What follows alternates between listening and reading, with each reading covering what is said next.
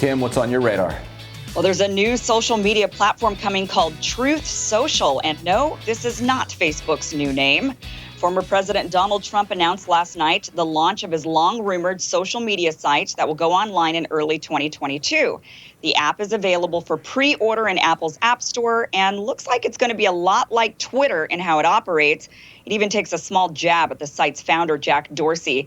You can see here in the preview screenshot of what the app will look like that they made a fake account called Jack's Beard with the handle @Jack, the handle Jack Dorsey uses on Twitter. In another mock-up screenshot, Jack's Beard is in a conversation with someone named Jane requesting to take down an account.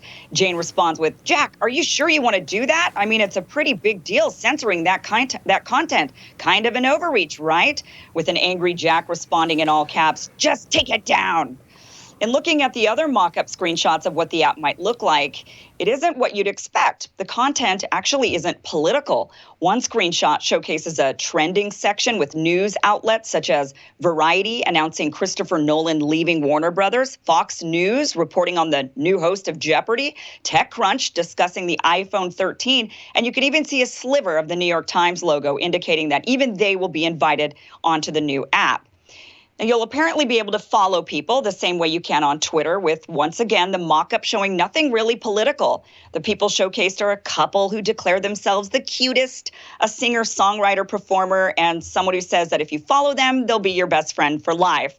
There's really nothing inflammatory or incendiary about the app on its face. The profiles showcased are people of different genders and people of different races.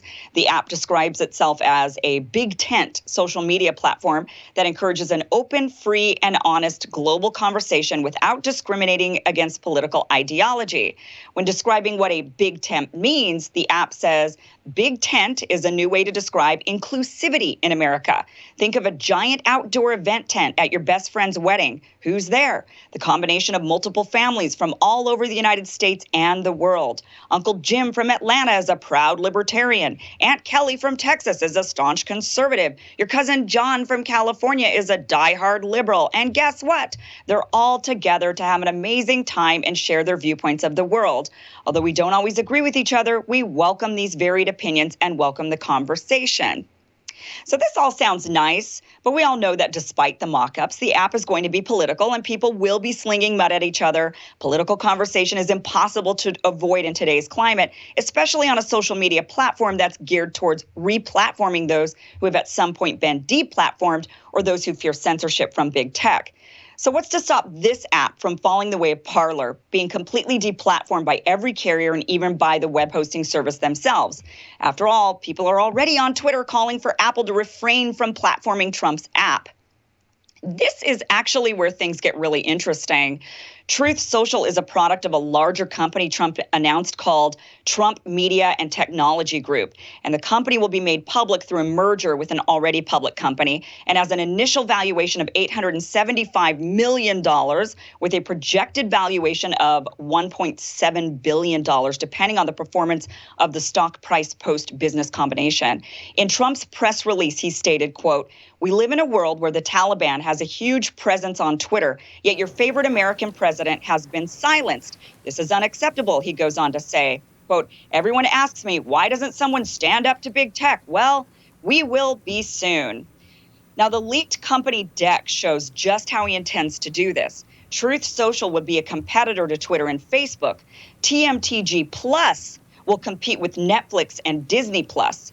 TMTG News will compete with news content creators like CNN and iHeartRadio. And a third branch that's envisioned for the company will be a tech stack that includes its own web hosting and payment processing software. The only thing that seems to be missing from this are the devices and the app stores themselves.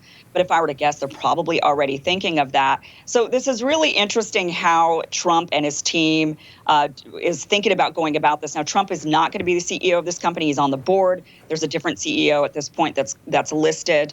But, you know, many people have been not only deplatformed from social media themselves, but they've been deplatformed from web hosting and from even payment processing apps like PayPal or Stripe. And so they're thinking they're going to compete with all of this which I find is really interesting. So it's going to be also really interesting when Truth Social launches, how well they'll be able to build that big tent. I mean, my question is, do you think, Ryan, what do you think? Do you think that liberals will, we all know conservatives are going to show up, are going to sign up for this, but do you think liberals will also sign up thinking, hey, I got to know what the conservatives are talking about? Or do you think this is going to create more of a separation with liberals on Twitter and conservatives on this Truth Social app? Liberals are barely on Facebook, so because they think it leans too conservative. So I'd be surprised if they join this. I think a few will, out of morbid curiosity. But yeah, I think it will generally be a right-wing social network. But I think Twitter will remain central to the conversation in the sense because you'll still have a ton of right-wing people who haven't been banned participating there. But the more social networks, the better, maybe.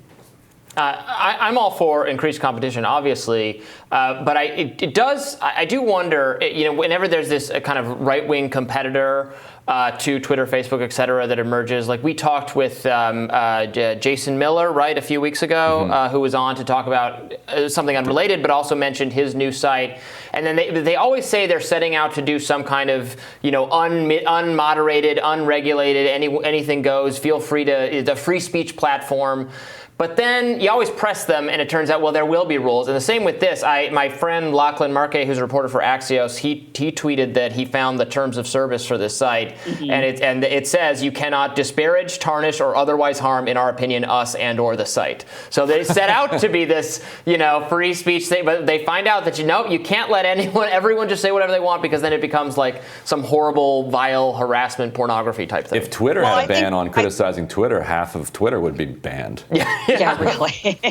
I think that's why they don't use the term free speech. If you look through their press release and everything, they use big tent, which is very, very different. And when you look at the App Store, it says that it's for 12 plus. And then it kind of gives the reason for that. And it's saying that it's not going to have a lot of these really things that parents would have a problem with their 12-year-old being a part of. So it's going to be interesting. Like I said, when you look at the App Store and you look at this, it's not political. It looks very tame. The mock-ups look very more entertainment-based. It looks like they're trying to shy away from this whole idea of this is just going to be a place where Trump is going to go and, he gets to replace his Twitter habit. I'm sure he will, but it seems like they're trying to make this larger than that. What I find the most interesting about this is one of the problems that I've had personally with Google and Apple and Facebook and Twitter is that I've largely suspected that many of them have been trying to break into the Chinese market. And in doing so, they've had to agree to censorship. China will not allow you into their market unless you're going to be willing to censor. They require censorship in their market.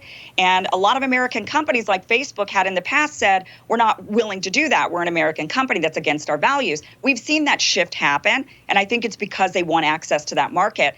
Truth Social and this whole Trump media organization, it'll be interesting to see if they're also going to try to get into that foreign market, or if they're going to say, no, we're going to remain American focused with American values, and we're not going to be, offshoring anything or even attempting it, which would be, I think, an interesting marketing strategy as well. The key, as you said, is to get Trump to use the platform at all, or use it exclusively, because then the platform gets mainstream media attention regardless, because everyone has to breathlessly cover.